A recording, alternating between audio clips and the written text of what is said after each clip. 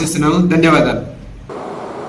కలకత్తాలో మహిళా వైద్యురాలపై అత్యాచారానికి పాల్పడిన నిందితులను కఠినంగా శిక్షించాలని national human rights council national chief secretary bullet Ravi demand చేశారు.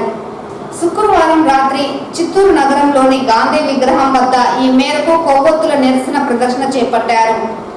ఈ సందర్భంగా ఆయన మాట్లాడుతూ సమాజానికి సేవలు అందిస్తున్న మహిళా వైద్యురాలపై అత్యాచారం చేసి హత్య చేయడం సభ్య సమాజం తలదించుకునేలా ఉందన్నారు.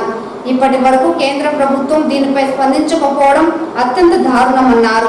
దేశవ్యాప్తంగా నిరసనలు తెలియజేస్తున్న ప్రభుత్వం నిమ్మకు నీరెత్తినట్లు ఉందన్నారు. తక్షణం దీనిపై స్పందించి నిందితులకు ఉరిశిక్ష వేయాలని డిమాండ్ చేశారు.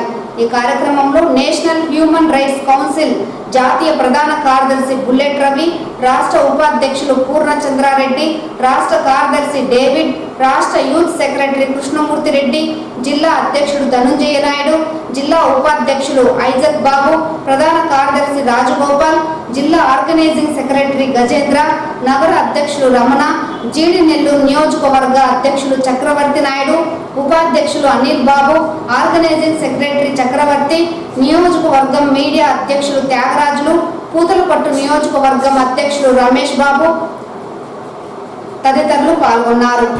జూనియర్ డాక్టర్ని అత్యాచారం చేసి హత్య చేసిన సంఘటనపై ఈరోజు మేము నిరసన కార్యక్రమం జిల్లా హెడ్ క్వార్టర్లో తెలియజేస్తున్నాము. అత్యాచారం హత్య చేసిన హంతకుడిని ఖచ్చితంగా బెంగాల్ ప్రభుత్వం అతనిపై శిక్ష విధించి ఖచ్చితంగా ప్రజా కోర్టులో ఉరి తీయాలని మేము ఎన్నో తరపున డిమాండ్ చేస్తున్నాం.